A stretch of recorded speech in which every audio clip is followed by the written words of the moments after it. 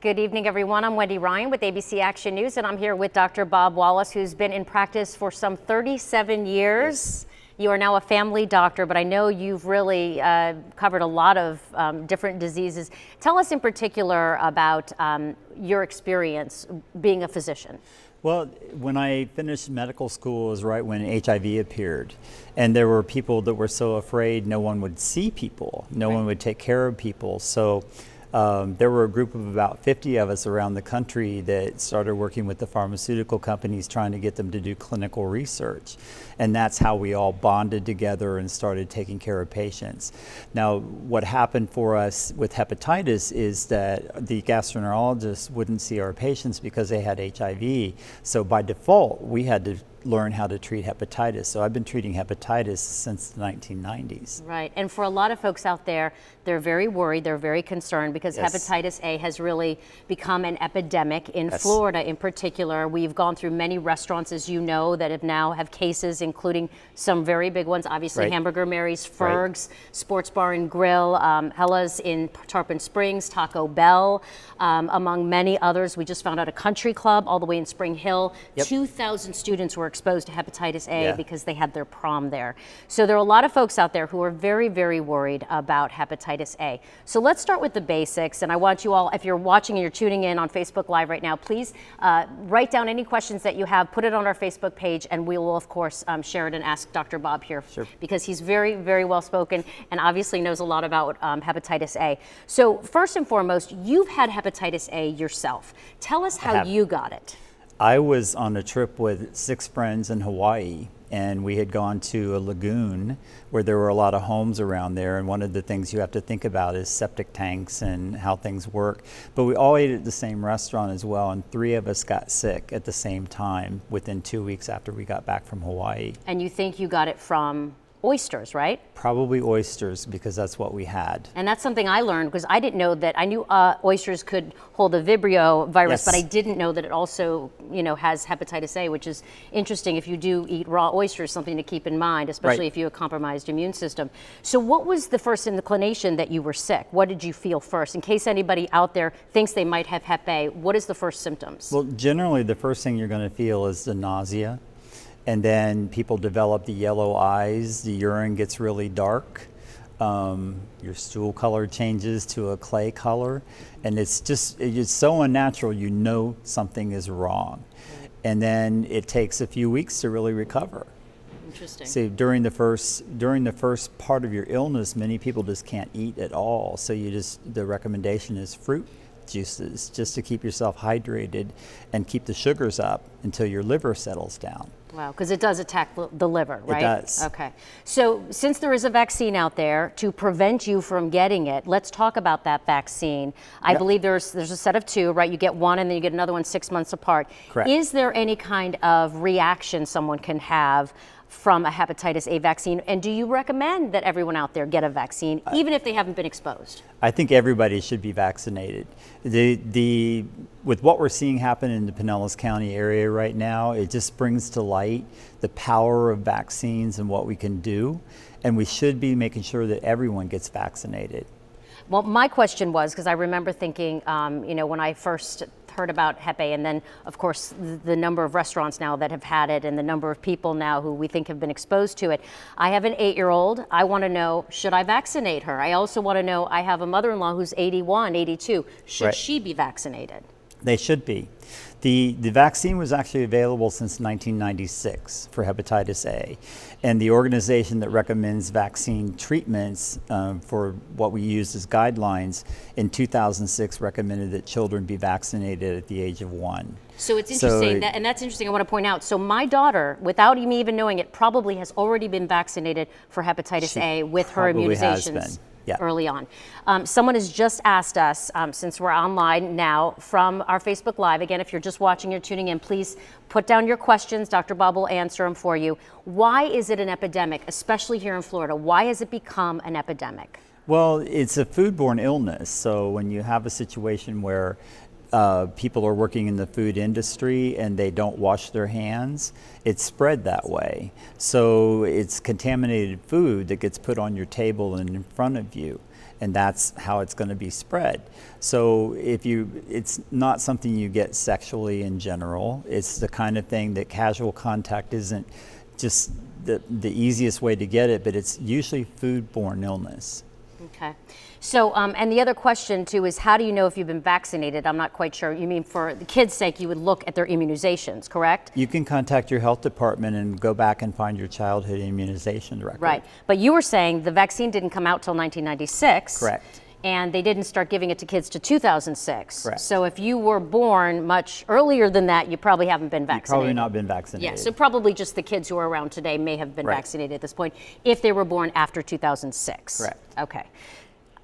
Can you die from hepatitis A? We did hear 3 deaths in Martin County. How common is it to die from Hep A? The death rate related to hepatitis A is 0.7%. Wow, so it is very low. But you have to understand it usually includes comorbidities, like people who have hepatitis B or hepatitis C, or the homeless population who are immunocompromised just because of lack of nutrition.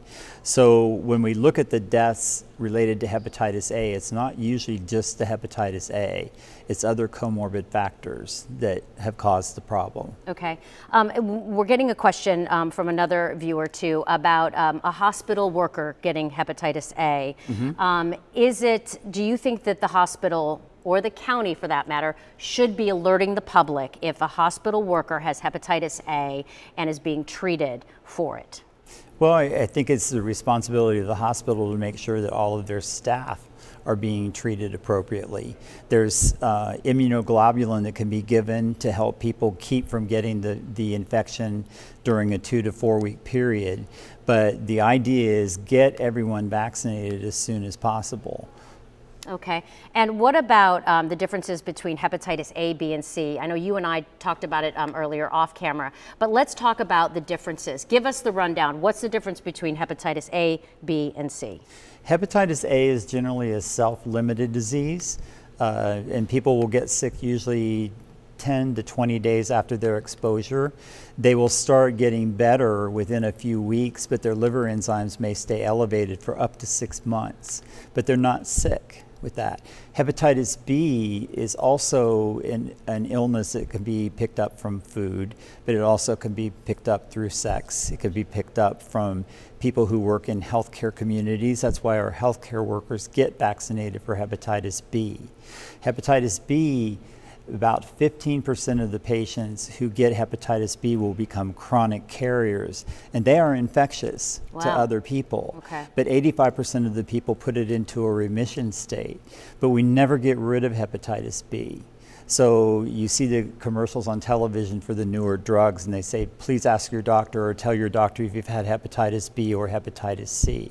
Now, hepatitis C is a whole new monkey that we're really trying to deal with. It's high in Pinellas County. The numbers are very high. It's extremely high in Pinellas County. And what we're seeing is that with hepatitis C, only 10% of the people will clear the virus themselves. Wow. Only 10%. It's a very small amount. It's a small amount of people. And the rest of the people, in general, there are 6 genotypes of hepatitis C. Genotype 3 is the one we call the bad actor. It's the one that's a little more aggressive than the others. And what we're seeing is the hepatitis C epidemic really started with the Vietnam War. And people were using heroin. They came back to the States. They brought the viruses back. Many of these people struggled with their addiction for years and years and years. And now we have new waves of the new wars and people coming back into the community that have the problems with hepatitis C. Mm-hmm. It's generally spread by needle sharing. It can be spread, one of the other common ways, if you had a blood transfusion before 1992, you need to be checked. Okay. If you ever snorted drugs with people tend to forget that one. Sure. But if you ever snorted drugs with people, you may be at risk for hepatitis C. I was going to say, again, we're talking about hepatitis C because there's been a lot of misinformation. Correct. And another question was, if you've been vaccinated for hepatitis A, does that cover B and C? It doesn't. Does not. It does not. They're all 3 very different. Correct. There is a vaccine for hepatitis B as well, and there's actually a combination vaccine that you can get for A and B called Twinrix. So these products have been on the market for many, many, many years now, and they're available to help people get protected and keep them from getting the infection. But we have no vaccine for hepatitis C. Okay. The other question I'm just getting to is someone is asking, how old can you be to still be vaccinated safely? You know, we asked only if you're 1 year old and older, Yes. a child can be vaccinated if he or she hasn't already. But like I said, my mother-in-law is 81. Is it safe for her? How old do you have to be where you still would say, I still recommend it? Is it any age? Anyone can be vaccinated. You just have to be careful that people with HIV, for example, if they have very, very low CD4 counts below 200, it's a little more, you have to be a little more cautious about using a vaccine in that population. But just age is not a reason not to get vaccinated. So you're recommending any age? I would say any age. Okay.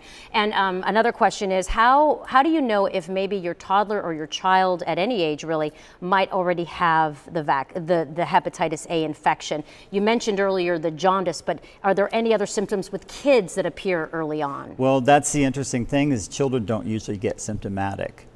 They may have something that you would think is a gastrointestinal bug. They don't normally get jaundiced, and they don't normally get terribly sick.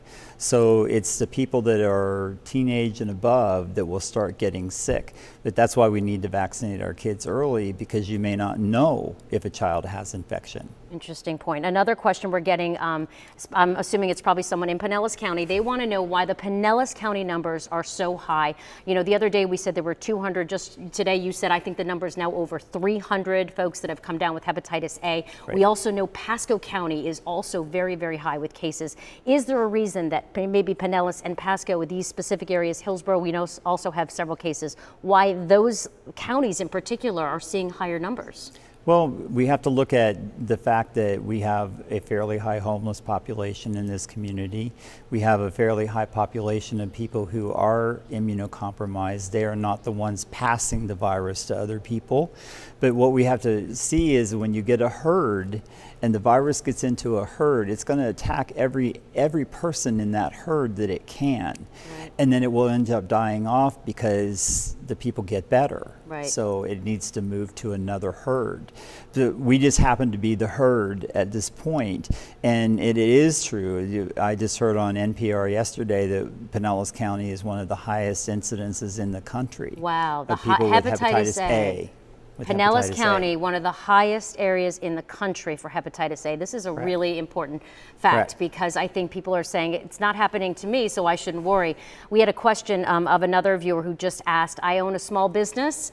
It's a small restaurant. Should I have my employees vaccinated? Should I be proactive instead of waiting for it to happen? I think anybody who works in the food industry should be vaccinated. It's the type of thing that we have it available. We know it can save lives, even though the death rate is low, but we can save people from being terribly sick for 2 to 3 months. Right. So it's well worth it, and the vaccine is pretty much harmless. You don't get side effects. Most people have no side effects from the vaccine.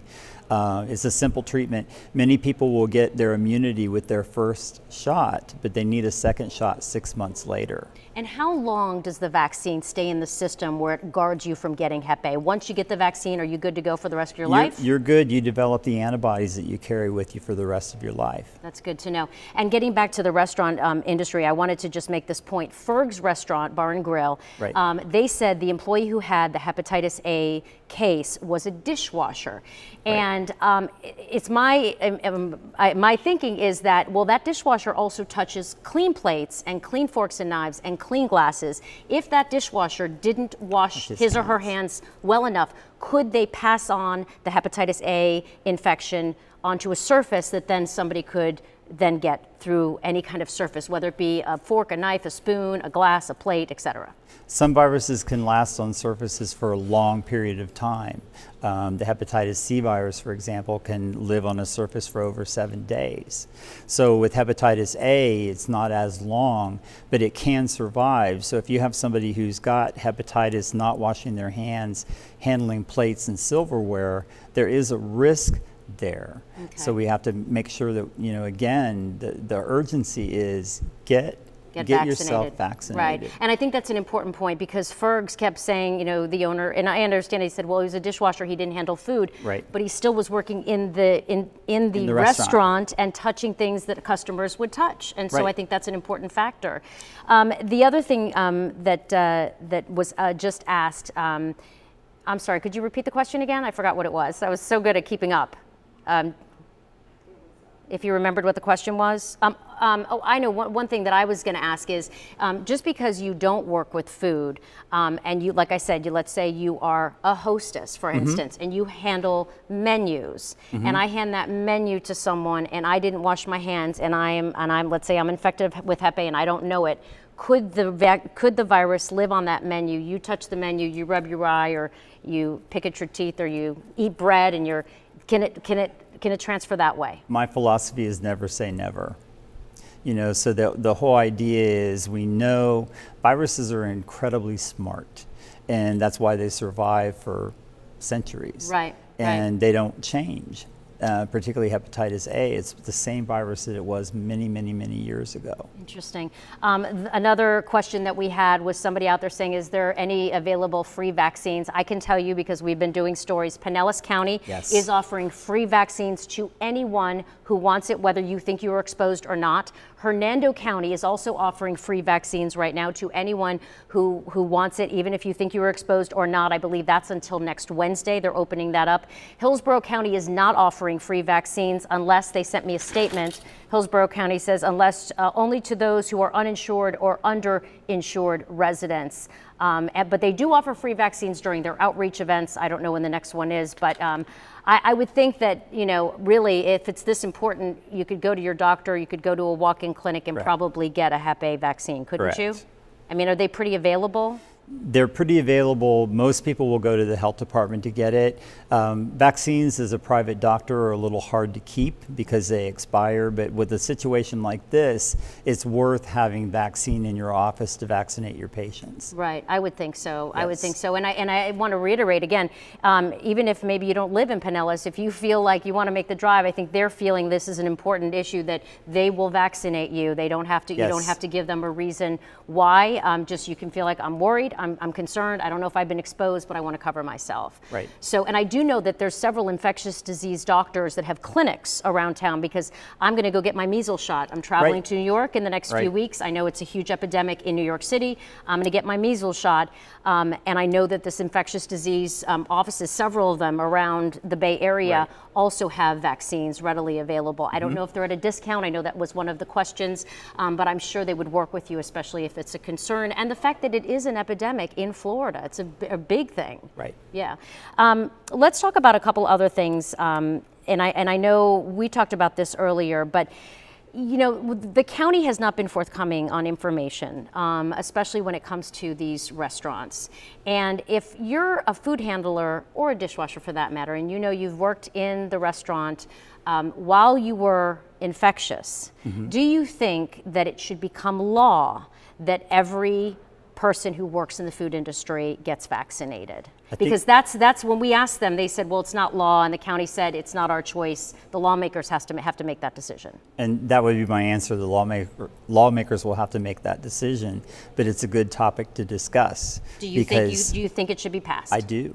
I think that there's a situation. I remember, being a youngster in Southern Ohio, we had to get tested for TB before we could work in restaurants, and we don't do that anymore. The problem with hepatitis A is that it can be prevented by taking a simple vaccine, and we need to get everybody who's out there vaccinated.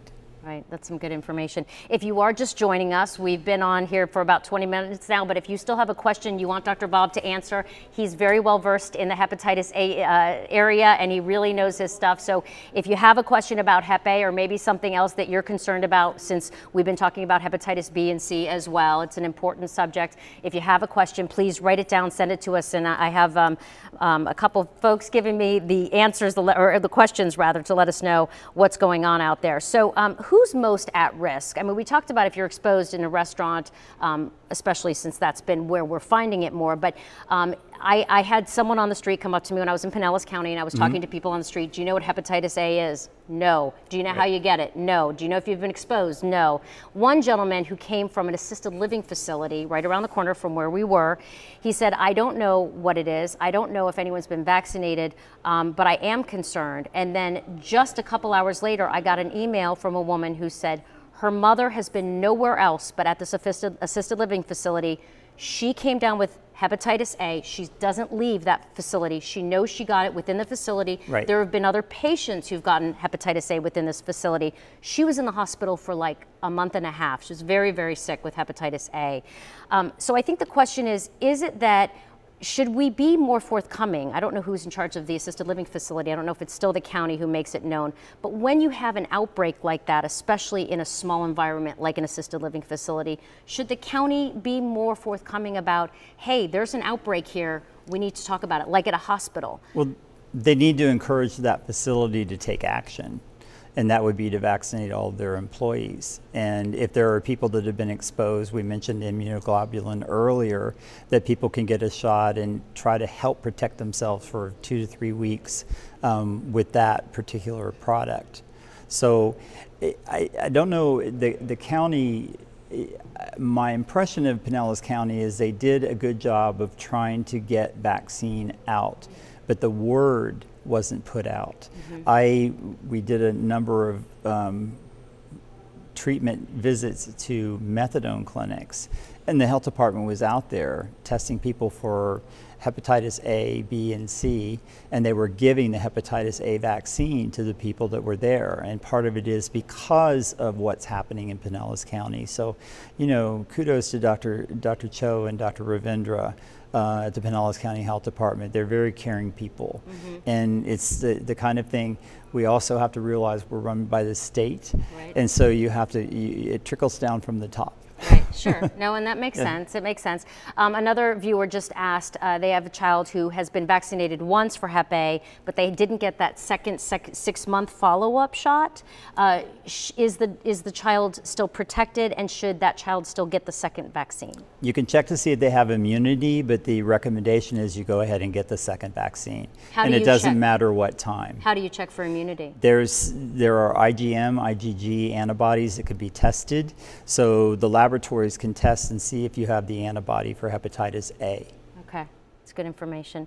I'm trying to think of some of the other questions that I wanted to ask, but again, if you're out there and you want to ask a question for Dr. Bob, please write it down and we will ask him right now. The liver damage that can occur, how bad is it? Even if you say you think you've got that 2 to 4 week window and you get sick, is it that your liver won't work properly afterwards? Do you always have problems once you get the virus? The liver is one organ that can regenerate itself. So it's a pretty fascinating organ in terms of being able to regenerate and repair itself. So when you have a virus that's limited, like hepatitis A, the liver is going to pick up its activity and try to regenerate and try to take care of itself, while your body's immune system is trying to fight it off. Okay. A lot of folks, I guess, are still asking us about symptoms. What are the symptoms? How do we know? I know you mentioned it at the top, but we've been on now for 20-some minutes. So let's go through the symptoms again. If you think you have hepatitis A, I know you had it. What was the first indication, I think I'm sick? The first indication I had was nausea and vomiting, and I could not eat. The second symptom was my eyes turned yellow. The third symptom was my urine turned very dark. Okay. So those were the 3 things that let me know something was going on. I didn't have a fever, and many people don't have a fever with hepatitis A. So we just tend not to pay too much attention to people when they have this kind of illness, because we see so many people with gastrointestinal illnesses that are viruses, like on cruise ships and situations where it's self-limited and it goes away. So that's why, again, we have the vaccine, let's use it. Right, and the vaccine is, as you mentioned before, I think it's important to reiterate, because that's why I'm going to go vaccinated. There's not a lot of reaction. Nope. Some people talk about like, oh, I got the flu shot, I got the flu 5 seconds later. You're saying, not going to happen. You're going to have you're going to walk away and say, I'm vaccinated, I still feel good. Right. Yeah, and the second vaccine 6 months later, same deal? Same deal. Same deal, so no You're reaction. getting the same vaccine, so. So, and it doesn't, in other words, if it builds up in your system, some people think, well, maybe then you'll get sick. You don't get Well, sick. it gives you the second dose, and your body's already tried to make the antibodies. So what you're doing is just boosting the body's immune system ability to create more antibodies. And our antibodies are stored, I always say the libraries are the lymph nodes in our system. So we have storage places where antibodies live, and they're called to arms when something comes in to threaten the individual. Okay. Another good question was just asked, if someone has COPD and let's say they have a compromised immune system, is it safe for them to get the hepatitis A vaccine? They can get the hepatitis A vaccine. Do you recommend it? I would. It's the kind of thing that we generally want to see everybody who's able to get the vaccine. As I said, there's one small group, and we don't see that group as much anymore as we did back in the 80s and 90s, and those are people with HIV who have incredibly low CD4 counts. Right. And that's just something we've done so much and done so well with HIV, we don't see that. That's a whole nother topic to get into. But I think for hepatitis A, it's fairly cut and dried. It's a foodborne illness. It's a self-limited disease. The death rate is very low. There's a vaccine that's incredibly effective, and everyone should get it. That's good information. Another viewer is asking, how much is it, I don't even know if you know this, but how much is it to get the vaccine if, let's say, you don't have insurance, just out of pocket? What are you looking at paying? And I don't know that answer. Okay, well, we'll try to get that for you, because I think that's an important question. I will actually call the infectious disease office, because I'm going to go there tomorrow, and so I will ask them straight up what it costs, just like measles too, because I'm sure each one is rated differently. Prices are different based on who the supplier is, right, and where it came to do. And I will say that Hillsborough County, again, if you live in Hillsborough, the Hillsborough County Health Department did say that if you are underinsured or uninsured, they will give you the vaccine for free. So it is important, if you need to get the vaccine, go get it. Don't worry about the money part of it, especially the county health departments. In this day and age, the way the epidemic has surged so quickly in Florida, I would say Pinellas, Hillsborough, Hernando, Martin County, all these counties around us that have had cases very high in number. Of course, Martin County had 3 deaths. I know that's unusual, but we should still mention it. I think if you're concerned, and even if you don't think you have the money, then go to the health department, say, listen, I'm worried. I'm worried. So someone else just asked, are there side effects to the vaccine? And you basically already answered it. Generally not. Generally not. If there was any, what have you seen? Anytime you vaccinate an individual for something, the immune system is going to be called to arms. So people may feel flu-like symptoms for a short period of time, but they're not generally going to have fever. They're not going to have illness like they have when you actually get a viral infection. So this just gives the body a chance to provide the immunity and develop the antibody to keep you protected. And I do want to ask, because I think there are a lot of folks out there like me, I dine out a lot. Yes. If you dine out a lot, should you go get the vaccine? Is it more, because we're going to probably uncover more restaurants, workers, what have you, especially if it's a foodborne illness, which you're saying it is. Right. There are chances of maybe some popular restaurants having it in the very near future. Probably we'll see some cases. So if you dine out a lot, do you recommend that population get vaccinated, or just in general everyone get vaccinated? I say everyone, but if you're one who eats out frequently, you need to be vaccinated because of what we're seeing here in Pinellas County. This is unusual. We haven't seen a wave like this in many, many, many years. And how long do you think this epidemic could continue? We've already surpassed the number of 2018. You know, Pinellas 2 years ago had no cases. Correct. Last year, 100. This year, we're over 300, and we're only a few months into 2019. Correct. When are we going to peak? I mean, or do you think it's just such a contagious disease that we keep passing it along to other people? Time will tell. You know, we'll be able to see if we keep seeing more and more cases come in. As I mentioned, once the virus hits a herd, the herd will begin to develop immunity to the virus, and therefore the virus ends up losing out. Okay. So you'll see a wave come in, and then it just disappears. Interesting. So the other question we had is, somebody said, if I have had hepatitis A, Does it clear my system? Will I always test positive? Will it ever affect me again once I've had hepatitis A? The virus will not infect you again and will not cause problems. The antibody you carry the rest of your life. So I'll always test positive for hepatitis A. That's the one thing you want to have in your column, is Okay. I want to have my antibodies up and working and have the antibodies to any virus that is threatening. Right. So when you go, because you had hepatitis A Right. many, many years ago, you go get a blood test now, it's still going to show The you have antibody will be hepatitis A, positive. but you're not contagious because Not you've had it many years ago. Correct. So that's important to remember for those of you who have had hepatitis A. You're going to test positive for the rest of your life, right? Right. Right. Okay, so I think we're gonna wrap it up here. If you have any other questions, please share them on our Facebook page. I will certainly get you the answers, even if he's not live here and in the studio. I can call him on the phone. I have his cell phone number, and we'll get the answers to you. But again, this is an important reminder for everyone in the Bay Area, especially with this epidemic. Your last Correct. words are, go get vaccinated, whether you're young, old, compromised immune system, or just dine out a lot, right? Correct. Your recommendation is? Take advantage of what's available to us right now, and I think the Pinellas County Health Department has done everything they can. It's one of the things, there's no funding to do a lot of marketing Right. through the health department, so it's kind of a word of mouth, and thank you for what you do and all the media for bringing it to everybody's attention. Well, and I think that's been our biggest issue, is the education, and there's been so much misinformation out there and incorrect information. That's part of the reason we're doing this. So thank you, Dr. Bob Yes. Wallace, for being here and answering some really important questions. And Thank thank you. you all for joining us.